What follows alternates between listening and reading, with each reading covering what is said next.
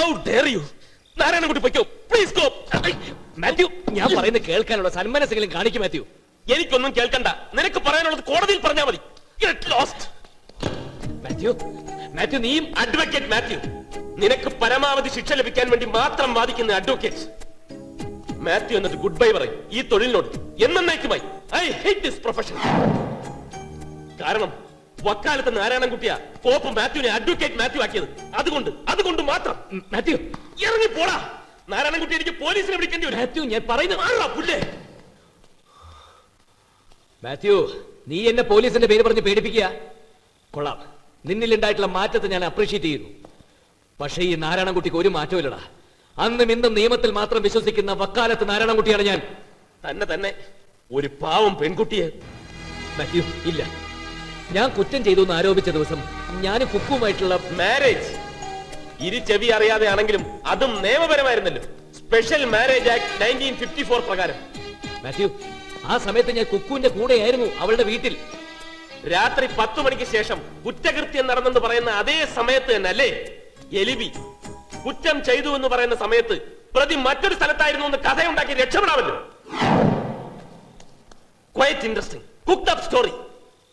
വക്കാലത്ത് നാരായണൻകുട്ടിക്ക് നിയമത്തിലെ പഴുത് കണ്ടുപിടിക്കാൻ പരസഹായം വേണ്ടല്ലോ. കോടതിയിൽ ബോധിപ്പിച്ചോ, രക്ഷപ്പെട്ടോ. മാത്യു, അതിന് നീ എന്നെ സഹായിക്കണം. ഞാൻ തന്നെ സഹായിക്കണം? മാത്യു, നിനക്ക് മാത്രമേ അതിന് കഴിയൂ.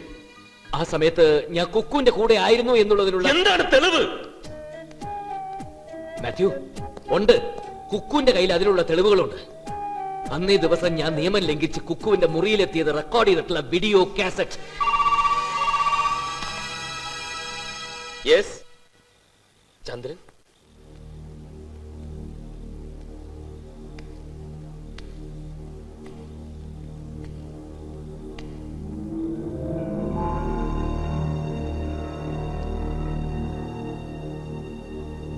ശരി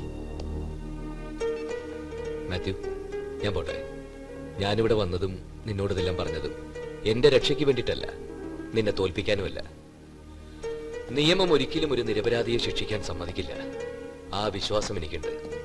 അത് തെളിയിക്കാൻ നീ എന്നെ സഹായിക്കുന്നുള്ള വിശ്വാസവും എനിക്കുണ്ട്. നീ എന്റെ കൂടെ ഉണ്ടാവില്ലേ മാത്യു?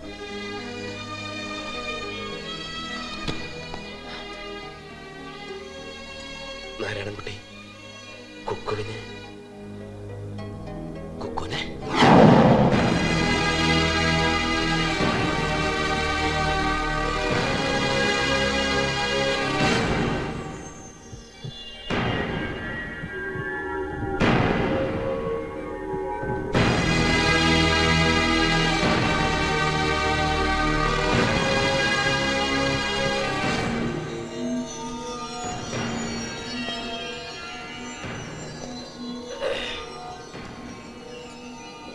ആത്മഹത്യക്ക് ശ്രമിച്ചാണെന്ന് ഒരു കുഞ്ഞു പോലും അറിയരുത്. പത്രക്കാരെ നീ പ്രത്യേകം ശ്രദ്ധിച്ചോണം. ഇല്ല സാർ, ഹോസ്പിറ്റൽ റെക്കോർഡിൽ ഫുഡ് പോയ്സണിംഗ് ആണെന്ന് രേഖപ്പെടുത്തി. Excuse me sir.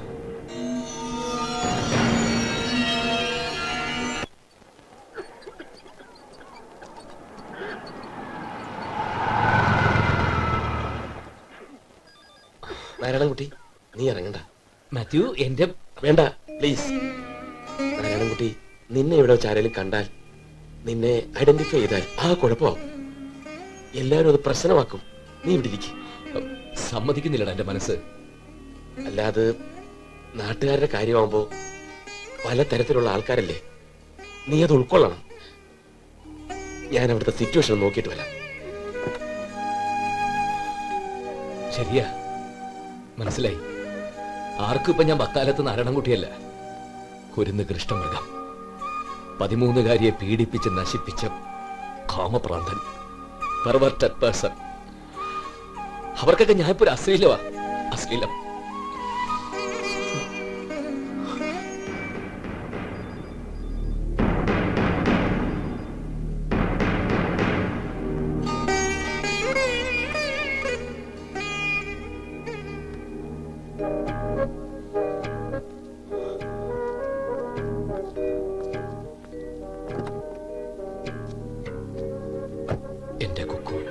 ഒബ്സർവേഷനില്ല, ഒന്നും പറയാറായിട്ടില്ല.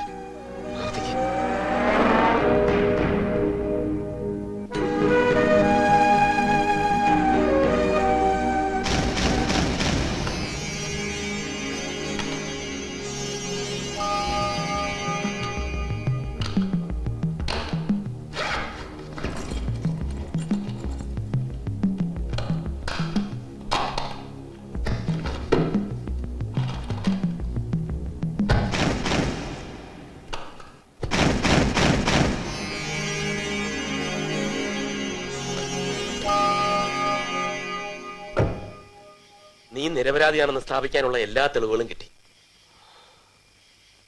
വേണ്ട മാത്യു, കുക്കു രക്ഷപ്പെട്ടില്ലെങ്കിൽ എനിക്കെന്റെ നിരപരാധിത്വം തെളിയിക്കണ്ട. ആരുടെ മുമ്പിലും. നീ മനസ്സിലാക്കി, രഘു മനസ്സിലാക്കി, അത് മതി.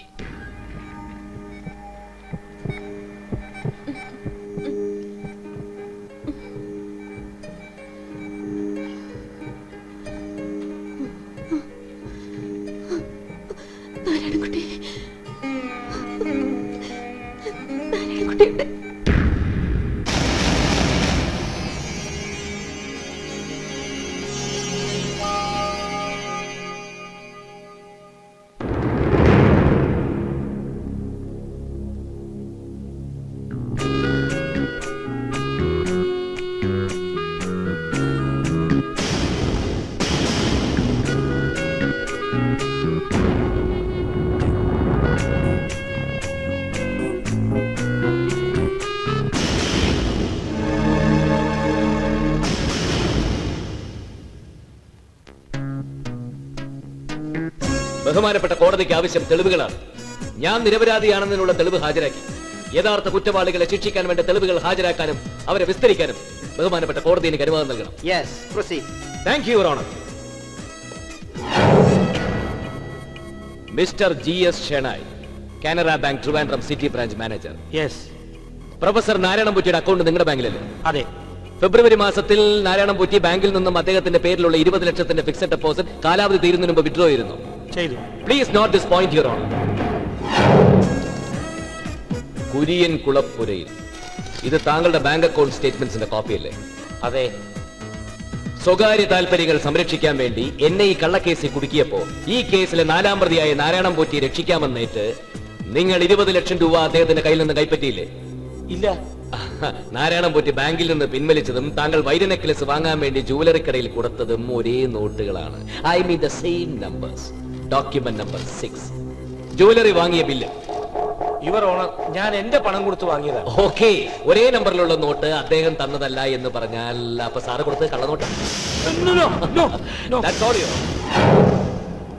താങ്കൾ ഇടയ്ക്കിടെ നാരായണൻപൂറ്റിയെ ഭീഷണിപ്പെടുത്തി പണം പറ്റാറുണ്ടല്ലേ?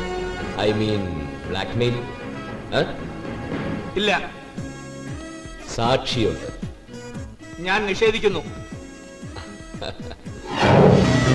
പ്രൊഫസർ നാരായണൻപൂറ്റിയല്ലേ? അതെ.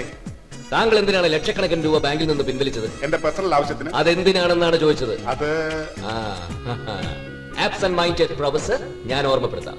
ഫിക്സഡ് ഡെപ്പോസിറ്റ് 20 lakhs സ്ത്രീ പീഡന കേസ് ചാർജ് ചെയ്യുന്നതിൽ നിന്നും താങ്കളെ ഒഴിവാക്കി തരുന്നതിനായി DGP കുര്യൻ സാറിനുള്ള ചാർജ്. പിന്നെ പലപ്പോഴായി പിൻവലിച്ചിട്ടുള്ള 3 ലക്ഷത്തോളം രൂപ മുൻ മന്ത്രി ശശിധരക്കുറുപ്പിനെ ക്ലബിൽ ചീട്ട് കളിച്ച് പൊട്ടിക്കാൻ. താങ്കളുടെ അധികാരപരിധിയിൽപ്പെട്ട സ്ത്രീപീഡന കേസിൽ നാരായണൻപൂറ്റിയുടെ പേര് വെട്ടിത്തിരുത്തി പകരം എന്റെ പേര് താങ്കൾ തന്നെ എഴുതി ചേർത്തതാണെന്ന് ഞാൻ പറയുന്നു. അത് തെറ്റാണ്. പീഡന കേസിലെ പെൺകുട്ടി നൽകിയ പരാതിയിൽ തിരുത്തിയ ഭാഗമേത്? പരാതിയിൽ എഴുതിയ 4ാം പ്രതിയുടെ പേരിൽ നാരായണൻ എന്നതിന് ശേഷം 2 അക്ഷരം മാറ്റി കുട്ടി എന്ന് ചേർത്തിരിക്കുന്നു. Your honour, document number 2 forensic ഡിപ്പാർട്ട്മെന്റിൽ നിന്ന് കിട്ടിയ റിപ്പോർട്ട്. രണ്ടും ഒരാളുടെ കൈയക്ഷരം, SI ചന്ദ്രന്റെ. ഇത് നിങ്ങൾക്ക് ദാനം കിട്ടിയ സ്വത്തിന്റെ പ്രമാണമല്ലേ? അതെ. ഇത് DGP കുര്യൻ സാറിന് അപ്പന്റെ പേരിലുള്ള സ്വത്താണ്. എനിക്കെതിരെ കള്ളസാക്ഷി പറഞ്ഞതിന് താങ്കൾക്ക് കിട്ടിയ പ്രതിഫലം. Document number 4. എന്നെ സംഭവം നടന്ന സ്ഥലത്ത് കണ്ടു എന്ന് പറയുന്ന സമയത്ത് താങ്കൾ പുത്തരിക്കണ്ട മൈതാനിയിൽ യൂണിയന്റെ സംസ്ഥാന സമ്മേളനത്തിൽ പ്രസംഗിക്കുകയായിരുന്നു എന്നതിന്റെ തെളിവുകളാണ് ഈ പത്രക്കെട്ടുകൾ, ഫോട്ടോ സഹിതം. ശരിയല്ലേ? 1000 സാക്ഷികളുണ്ട്. ബഹുമാനപ്പെട്ട കോടതി കേസുകളിൽ തീർപ്പ് കൽപ്പിക്കുന്നത് ഹാജരാക്കുന്ന തെളിവുകളുടെ അടിസ്ഥാനത്തിൽ മാത്രമാണ്. ഈ കുറ്റവാളികളുടെ തനിനിറം കോടതിയുടെ ശ്രദ്ധയിൽപ്പെടുത്താൻ കഴിഞ്ഞത് സത്യം ഒരിക്കലും മൂടിവെക്കാൻ കഴിയില്ല എന്ന വിശ്വാസത്തിൽ അടിയുറച്ചു നിൽക്കുന്നവർക്ക് എന്നും ഒരു ആശ്വാസമാണ്. ഈ കുറ്റവാളികളെ കോടതി ശിക്ഷിക്കണം. സംശയത്തിന്റെ ആനുകൂല്യത്തിൽ അഴിമതി, അക്രമം, അനീതി ഇതൊക്കെ ജനങ്ങളുടെ കൺമുമ്പിൽ വെച്ച് നടത്തുന്ന കുറ്റവാളികൾ പോലും ഇന്ന് രക്ഷപ്പെടുന്നു. 1000 കുറ്റവാളികൾ രക്ഷപ്പെട്ടാലും ഒരു നിരപരാധി പോലും ശിക്ഷിക്കപ്പെടാൻ പാടില്ല എന്ന് അനുശാസിക്കുന്ന നമ്മുടെ നീതിബോധത്തിന്റെ തണലിൽ ഈ രാജ്യത്ത് കുറ്റവാളികളുടെ എണ്ണം ദിനം പ്രതി പെരുകി വരികയാണ്. ഒരു ജനാധിപത്യ രാജ്യമായ ഇന്ത്യയിൽ സാധാരണക്കാരൻ പരമോന്നതമായ നീതിപീഠത്തിൽ അർപ്പിച്ചിരിക്കുന്ന വിശ്വാസത്തിന് കോട്ടം തട്ടാൻ പാടില്ല. നിയമവാഴ്ചയിലുള്ള വിശ്വാസത്തിൽ അവർക്ക് യാതൊരു സംശയവും തോന്നരുത്. ഈ കുറ്റവാളികൾ സാധാരണക്കാരെ കബളിപ്പിച്ചുകൊണ്ടേയിരിക്കുകയാണ്. നിയമത്തെ അവർ കളിയാക്കുന്നു. കോടതി അവർ കളിക്കളമാക്കുന്നു. സാധാരണക്കാരെ അവർ കളിപ്പാവകളാക്കുന്നു. ഈ കളിയിലെ കളിക്കാരും കാഴ്ചക്കാരും അവർ മാത്രമാണ്. നിയമവാഴ്ചയെ കളിയാക്കുന്നവരുടെ ഈ കളി ഇവിടെ അവസാനിക്കണം. അതിനുവേണ്ടി ഒരു തീർപ്പ് കൽപ്പിക്കാൻ ബഹുമാനപ്പെട്ട കോടതിയോട് ഞാൻ വിനീതമായിട്ട് അഭ്യർത്ഥിക്കുകയാണ്. That's all, Your Honor. കോടതിയെ ബഹുമാനിക്കുക, കുറ്റവാളികളെ അറസ്റ്റ് ചെയ്യുക, വഞ്ചകരെ ഒറ്റപ്പെടുത്തുക, ഒറ്റപ്പെടുത്തുക, കള്ളക്കേസുകൾ അവസാനിപ്പിക്കുക.